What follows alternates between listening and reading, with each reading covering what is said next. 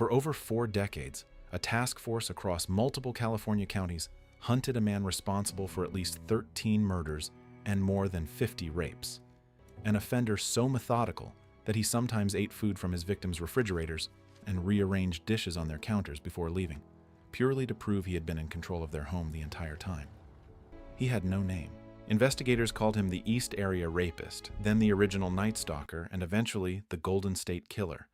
In April 2018, he was arrested in his own driveway, a 72-year-old former police officer named Joseph James D'Angelo. He was not caught by a fingerprint, a confession, or a lucky patrol stop. He was caught because a genetic genealogist uploaded a crime scene DNA profile to a public genealogy website and built out his family tree from a set of distant cousins who had simply been curious about their own ancestry. Every file in this series has focused on one discipline at a time: reconstructing a scene, reading a face, surviving an interrogation, predicting a next move, recognizing a mask. This file is different. It follows one case, start to finish, and shows exactly how forensic evidence and behavioral analysis had to work together across 4 decades, because neither discipline alone was ever going to be enough. Stay with us through the entire timeline, because this is also a file about waiting, about a case that outlived multiple task forces, multiple technologies, and nearly every investigator who started it, before a breakthrough that did not even exist as a concept for most of those 40 years finally closed it. The crimes now attributed to Joseph D'Angelo began in Visalia, California in 1974, with a series of burglaries so specific in their pattern, entering homes at night while occupants slept, taking small personal items rather than valuables, that investigators eventually recognized them as belonging to a single offender they nicknamed the Visalia Ransacker. By 1976, a strikingly similar pattern of nighttime break-ins escalated into rape across Sacramento County, earning the offender a new name, the East Area Rapist, tracked by a different agency with no confirmed connection yet to the Visalia crimes. Between 1976 and 1979, this offender committed at least 50 documented sexual assaults across Northern California, often binding male partners and threatening children in the home while assaulting a female victim in an adjoining room. A signature of psychological control layered on top of the physical crime that would become one of this case's most important behavioral fingerprints. In 1979, the attacks shifted dramatically to Southern California and escalated again, from sexual assault to murder, earning yet another name, the original Night Stalker, before ceasing entirely around 1986. For over 2 decades afterward, these 3 offender names, tied to 3 separate case files in 3 separate jurisdictions, were treated by many investigators as 3 unrelated, unsolved problems. This fragmentation is the first lesson of this file, and it connects directly back to the case linkage analysis our 4th file introduced. Before any forensic breakthrough could matter, investigators first had to recognize that Visalia, the East Area Rapist, and the original Night Stalker were the same person, a recognition that would not fully solidify until DNA evidence, still years away at the time these crimes were committed, made the connection undeniable. To understand why this case took 44 years, it helps to understand exactly what forensic tools existed for investigators in 1976 and how radically different they were from what exists today. DNA profiling as a forensic technique would not be developed until the mid-1980s and would not become routine in American casework until the 1990s, meaning that for the first 2 decades of this investigation, biological evidence could confirm a blood type at best, not an identity. Investigators in this era relied heavily on the forensic fundamentals our first file introduced: crime scene photography, fingerprint comparison, hair and fiber analysis under a microscope, ballistics where firearms were involved, and shoe print casting, all valuable but all limited to comparing evidence against a known suspect, rather than searching for an unknown one. Without DNA, without a national fingerprint database, and without the internet, cross-referencing similar crimes across different police jurisdictions depended almost entirely on individual detectives noticing a pattern and picking up a phone. This is precisely the environment in which behavioral profiling, the entire discipline our first file traced back to the behavioral science unit, became so essential. When the physical evidence could not yet identify a specific person, investigators turned to the offender's behavior itself, the choice of victims, the binding of partners, the specific verbal threats used during assaults, as the only available thread connecting one attack to the next. Robert Ressler and other early profilers, working the broader landscape of unsolved serial cases through the late 1970s and 1980s, would later cite exactly this kind of case as the reason behavioral analysis needed to exist at all. A genuinely brilliant, forensically careful offender who left behind almost no biological evidence that the science of the time could exploit, and whose capture would ultimately depend on recognizing a pattern rather than matching a sample. Our very first file introduced the distinction between modus operandi, the practical steps an offender takes to commit a crime, and signature, the behaviors that serve an emotional rather than practical purpose. The Golden State Killer case remains one of the clearest illustrations of both concepts working together to eventually prove a single offender was responsible for crimes across 4 decades and hundreds of miles. His modus operandi was remarkably consistent and remarkably prepared. He studied a target residence in advance, sometimes for weeks, disabled or removed exterior lighting, unlocked windows or doors during a prior visit to ensure silent, later entry, and frequently wore a mask along with items taken from the victim's own home, a ski mask on one occasion, a knife from the kitchen on another, using what was available at the scene rather than carrying a full kit that might later tie separate crimes together forensically. His signature, the layer that revealed something about his psychology rather than merely his planning, was equally consistent. He frequently forced male partners to remain bound and silent in another room while assaulting a female victim, sometimes stacking dishes on the man's back and threatening to kill everyone in the house if he heard the plates fall. A specific, recurring detail across dozens of otherwise geographically separated cases that investigators eventually recognized as too distinctive to be coincidence. This exact detail, the stacked dishes and the threat tied to the sound of them falling, became one of the strongest behavioral links tying dozens of otherwise unconnected case files together long before any DNA match existed. Precisely the kind of signature-based case linkage our fourth file described as essential groundwork before any predictive or forensic technique can be applied productively. Beyond modus operandi and signature, investigators studied victimology, the pattern connecting who this offender targeted, and found a profile that was itself informative. Predominantly white, middle-class homeowners in quiet suburban neighborhoods, often near canals, greenbelts, or schoolyards that offered an offender discreet approach and escape routes on foot or bicycle rather than by car. Geographic profiling, the discipline our fourth file traced to Kim Rosmo's research, played a real role here as well. Investigators eventually recognized what came to be called a commuter pattern rather than a marauder pattern. Unlike offenders who operate close to a fixed home base, this offender appeared to deliberately strike in unfamiliar neighborhoods across a wide geographic range, consistent with an offender who had reason to avoid operating anywhere near his own residence, a detail that would later align precisely with D'Angelo's documented, frequently relocating law enforcement career across multiple Northern and Southern California departments. Investigators also noted a specific behavioral escalation consistent with our fourth file's discussion of shrinking cooling-off periods and increasing signature intensity. Assaults grew more violent and more elaborately staged over the Sacramento series, then escalated fully to murder once the offender relocated to Southern California in 1979. A geographic move that some investigators have since theorized was itself a response to increasing law enforcement pressure in the North, precisely the kind of adaptive, pressure-responsive behavior our fourth file described active offenders exhibiting. None of this victimology or geographic analysis identified D'Angelo specifically. What it did was narrow an otherwise impossibly broad search, and more importantly, it preserved the pattern recognition that would prove essential decades later, when a genetic breakthrough finally produced a name that needed to be matched against everything investigators already understood about how, where, and why this offender operated. Alongside behavioral analysis, investigators relied on the era's standard tool for turning eyewitness memory into an actionable lead: the composite sketch, built from victim and witness descriptions by a forensic artist trained to translate verbal recollection into a facial likeness.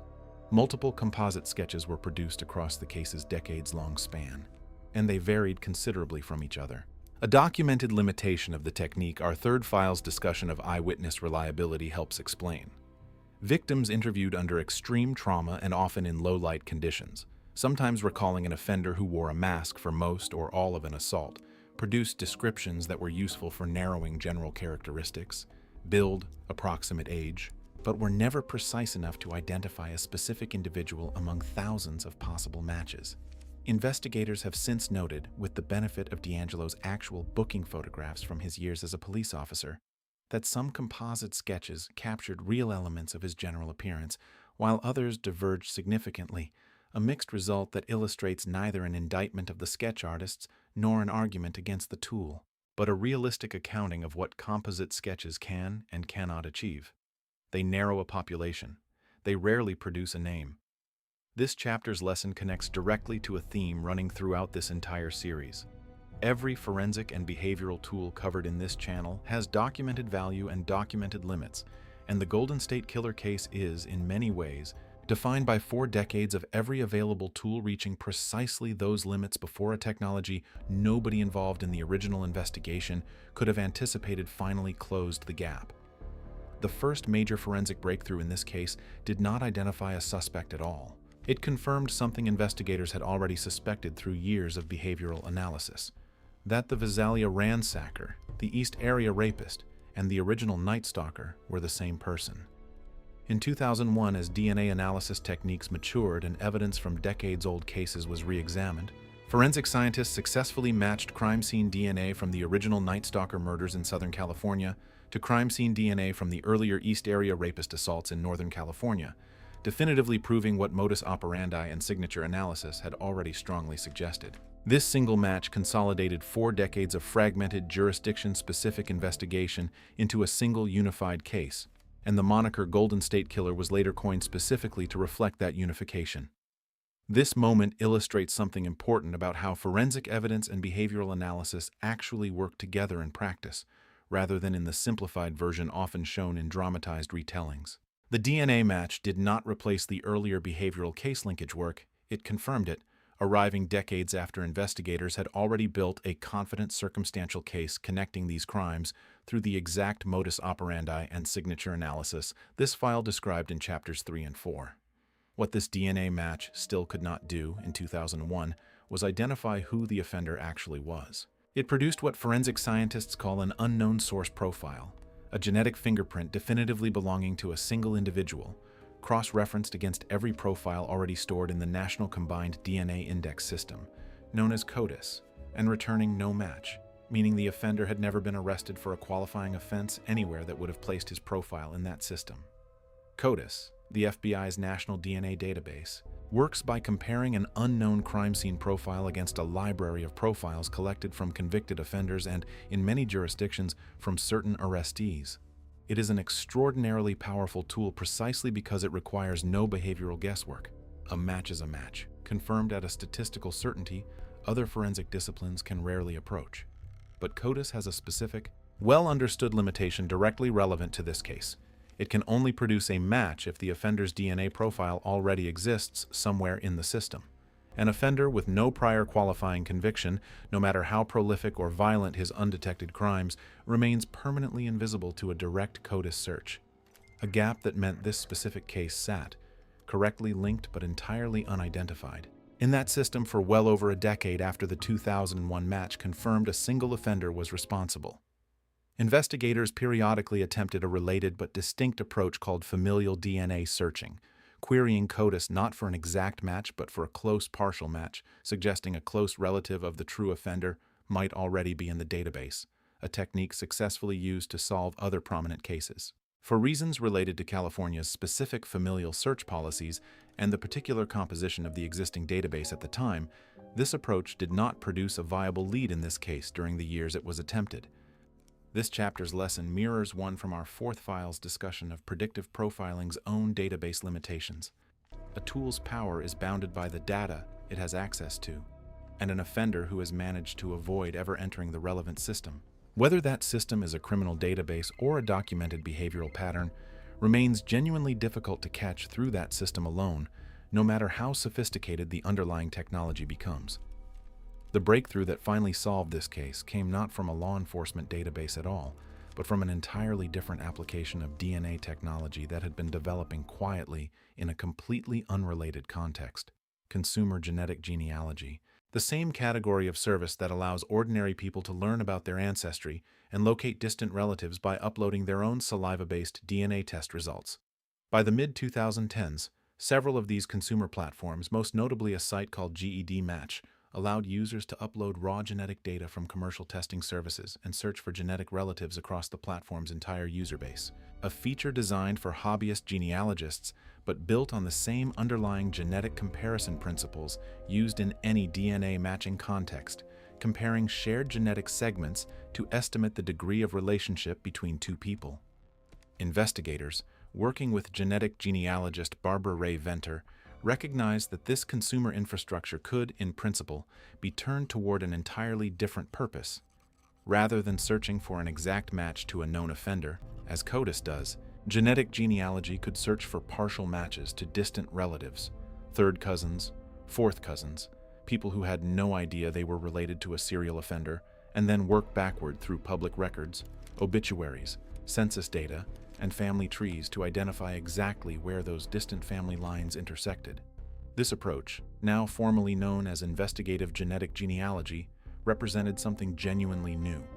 Not a faster version of the existing forensic toolkit, but an entirely different category of database, built from millions of ordinary people's voluntary ancestry searches that happened to contain enough of the offender's extended family tree to make identification possible for the first time in the case's history. The process investigators actually used was painstaking and, in its own way, closer to traditional detective work than to any high-tech breakthrough montage a dramatized version of this story might suggest.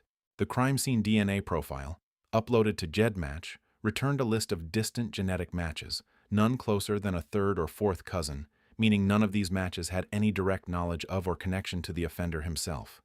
From those distant matches, Ray Venter and the investigative team built out an enormous, sprawling family tree, working backward through public genealogical records, marriage records, birth records, obituaries, and historical census data, to identify the common ancestors shared by these scattered genetic matches.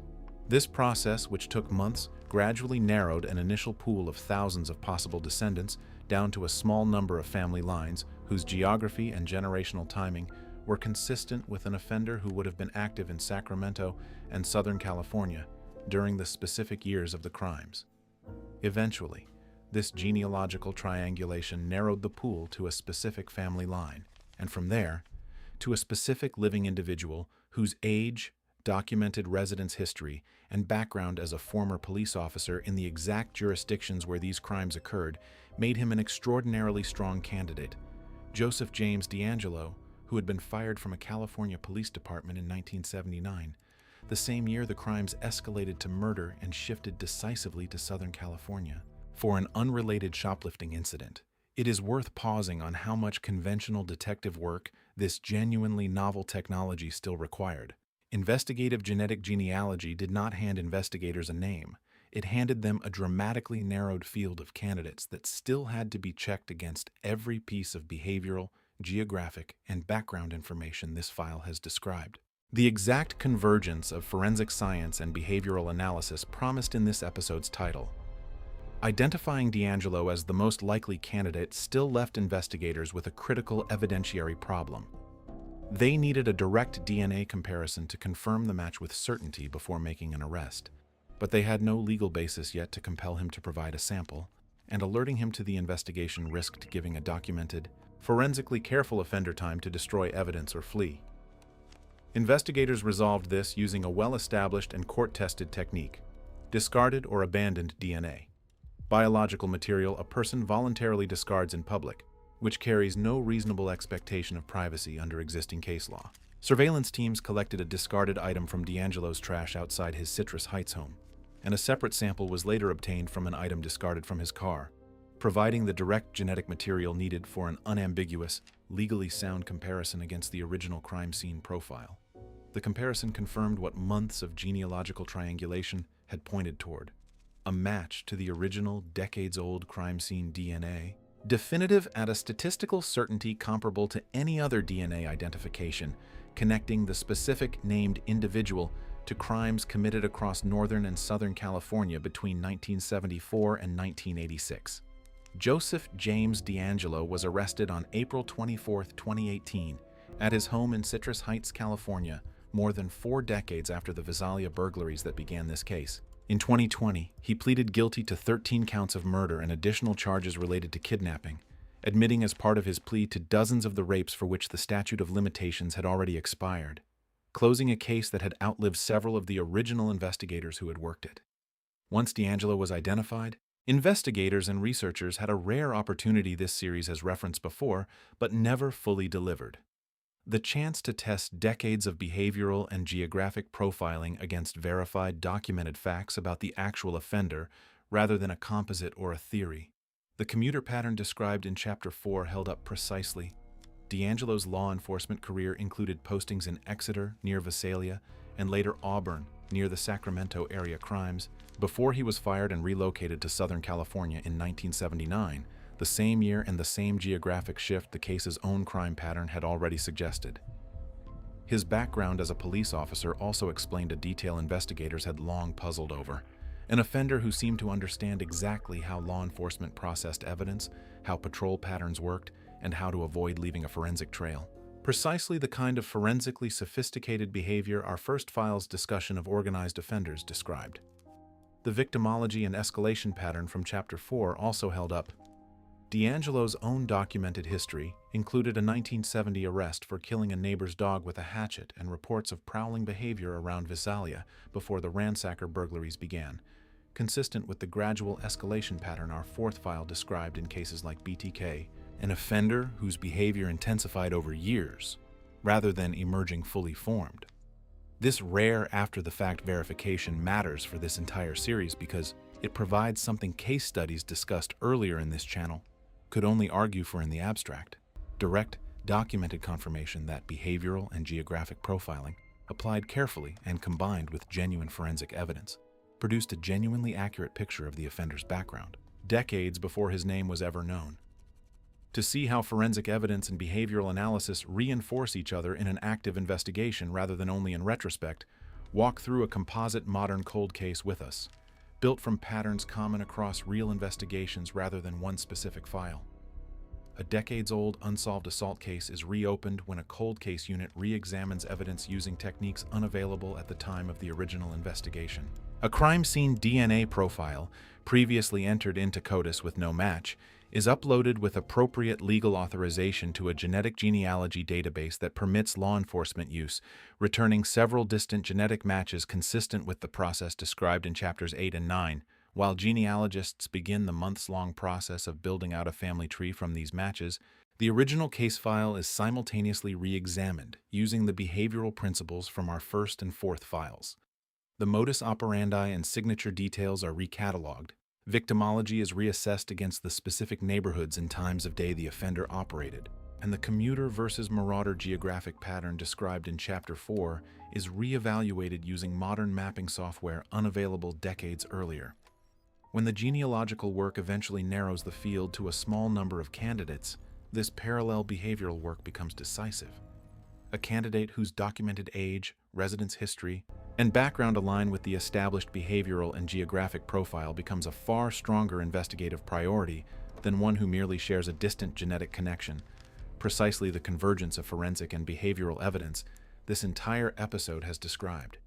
The technique that solved this case has, since 2018, sparked a genuinely serious and ongoing ethical and legal debate, one this file would be irresponsible to skip past given how central genetic privacy has become to modern life. The core concern is straightforward. People who upload their own DNA to a genealogy website to learn about their ancestry did not consent to that data being used to identify a distant relative in a criminal investigation. And many of the relatives whose genetic information effectively helped identify D'Angelo had no knowledge that their voluntary ancestry search could ever be used this way. In response, GEDmatch and similar platforms changed their policies to require users to explicitly opt in before their data becomes searchable by law enforcement, a direct response to the privacy concerns this case raised. Legal scholars and civil liberties organizations have also raised broader concerns about the technique's implications.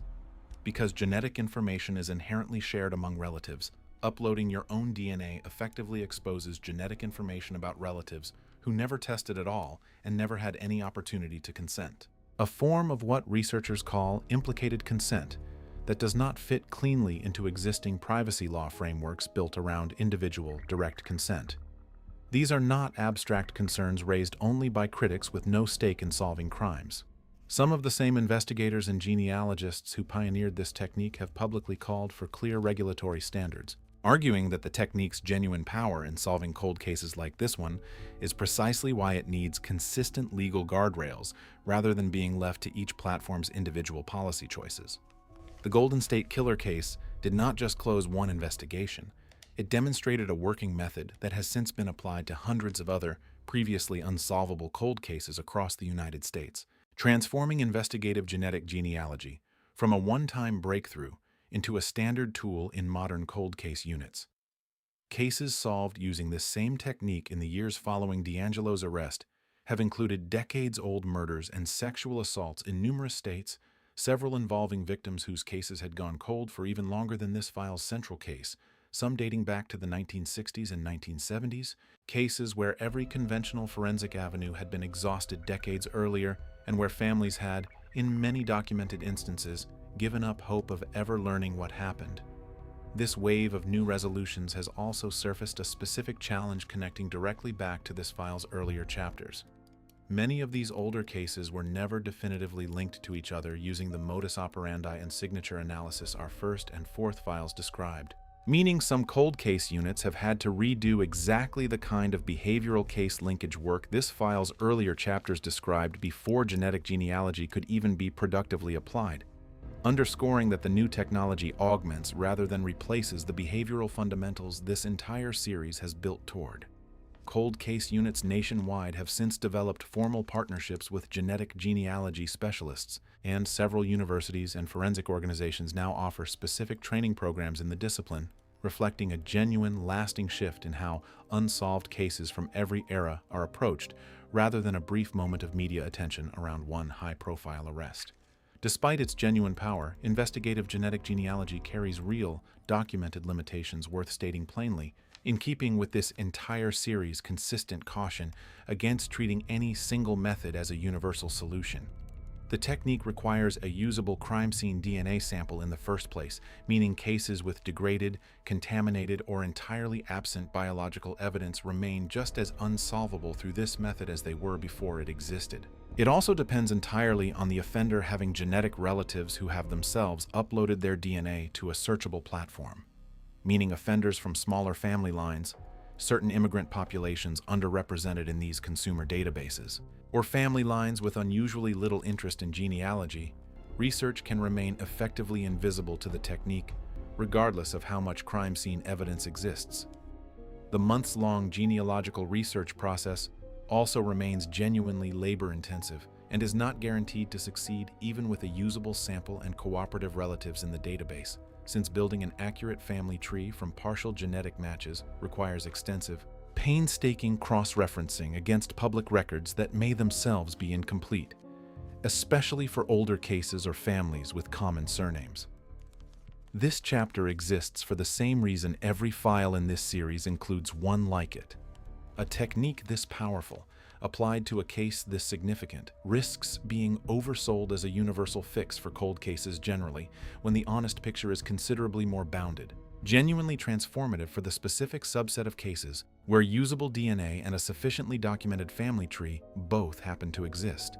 It would be a disservice to this case, and to the standard this channel has tried to hold to across 5 previous files, to reduce this story to a triumphant technology narrative without acknowledging the more than 75 known victims and survivors who lived with an unsolved case for over 4 decades. Several survivors of the Sacramento area assaults, now in their 60s and 70s, gave powerful, widely documented victim impact statements during D'Angelo's 2020 sentencing, many describing a specific kind of prolonged trauma this series has touched on before. The psychological toll not just of surviving a violent assault, but of living for decades afterward without ever knowing whether the person responsible was still out there, still watching, or had died of old age having faced no consequences at all. Michelle McNamara, a true crime writer whose research and public advocacy for the case, compiled in her posthumously published book I'll Be Gone in the Dark, is widely credited with helping keep public and investigative attention on the case in the years immediately before the genetic genealogy breakthrough, though she died in 2016, 2 years before the arrest, and never learned the offender's name herself. This chapter exists deliberately as a counterweight to the forensic and technological focus of the rest of this file. Every method this series has covered, from crime scene reconstruction to predictive profiling to genetic genealogy, exists in service of real people who waited, in many cases for the rest of their working lives, for exactly the kind of resolution this case eventually provided. Law enforcement agencies and forensic organizations that have studied this case closely have drawn several concrete lessons that now shape how similar cold cases are approached, beyond the specific genetic genealogy technique already covered in this file. The first lesson is procedural. This case underscored the enormous ongoing value of properly preserving and cataloging physical evidence from unsolved cases, sometimes for decades, since the crime scene DNA that ultimately solved this case had to survive careful storage across more than 40 years and multiple changes in the forensic technology used to process it. Evidence preservation standards in many jurisdictions have been reviewed and strengthened specifically in light of cases like this one. The second lesson concerns the value of behavioral case linkage work performed long before any forensic breakthrough is available. The modus operandi and signature analysis that connected the Visalia, East Area Rapist, and original Night Stalker cases in the years and decades before the 2001 DNA match meant that when a forensic solution finally arrived, it resolved one clearly unified case rather than 3 separate, still fragmented ones, dramatically simplifying the eventual investigation. The third lesson is institutional. This case has driven the creation and expansion of dedicated cold case units in many police departments specifically staffed to re-examine older cases using current forensic and genealogical techniques, treating unsolved cases as a standing inventory to be periodically revisited as technology improves, rather than a closed chapter filed away once initial leads are exhausted. This file's central lesson is less about genetic genealogy specifically and more about a theme running through every video in this series. Complex problems are rarely solved by a single brilliant method applied once. They are solved by multiple complementary approaches, each covering the gaps the others cannot, sustained patiently over whatever time frame the problem actually requires. This case took 44 years, not because investigators were incompetent at any point along the way, but because it genuinely required behavioral analysis to link fragmented crimes across jurisdictions, forensic science to eventually confirm that link with certainty, and a completely unrelated consumer technology developed for an entirely different purpose. To finally supply the missing piece, no criminal justice database alone could provide. The lesson transfers directly to far less dramatic problems: a difficult diagnosis, a complex workplace investigation, a long-running family conflict may similarly require patience across multiple tools and multiple years rather than a single decisive breakthrough arriving on demand. It is also worth carrying forward the caution from Chapter 15 into ordinary life. Whatever tool currently feels like a complete solution to a hard problem, whether it is a new technology, a new diagnostic framework, or a new investigative method, almost certainly has boundaries you have not yet discovered. And the responsible use of any powerful tool includes actively looking for where those boundaries are, rather than assuming they do not exist. Investigative genetic genealogy continues to evolve rapidly since the 2018 arrest that brought it to public attention. Additional platforms have entered the space with varying policies on law enforcement access, and forensic laboratories have developed specialized DNA extraction and sequencing techniques specifically optimized for the degraded, limited quantity samples common in decades-old cold cases, improving the technique's success rate on exactly the oldest and most forensically compromised evidence.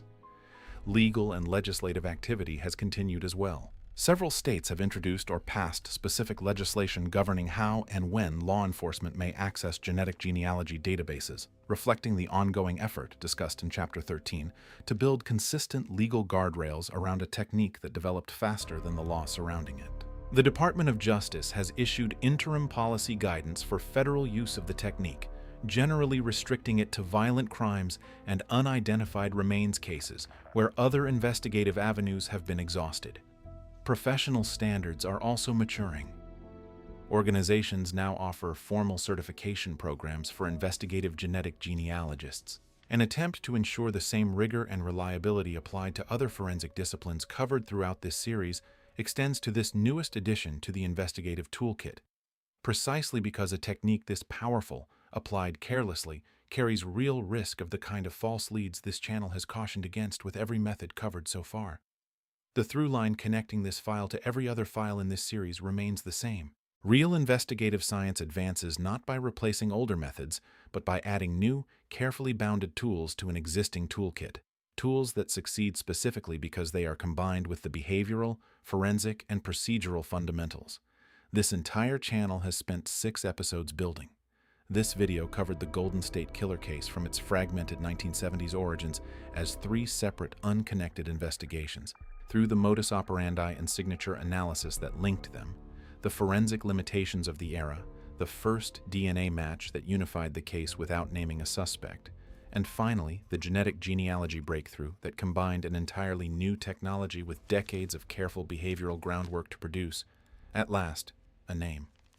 Across 6 files now, this channel has covered how the FBI's behavioral science unit learned to reconstruct a crime scene, read a face, survive an interrogation room, predict an active offender's next move, recognize the mask some of the most dangerous people ever studied learned to wear, and now, how forensic science and behavioral analysis had to work together, patiently across 4 decades, to close one of the most significant cold cases in American history. If you want to keep building this same toolkit with us, the next file turns to a discipline we have only touched on so far: how investigators build a case for trial once a suspect is identified, and what happens when brilliant investigative work meets the very different demands of a courtroom. Subscribe now so you do not miss it. This was the 6th file.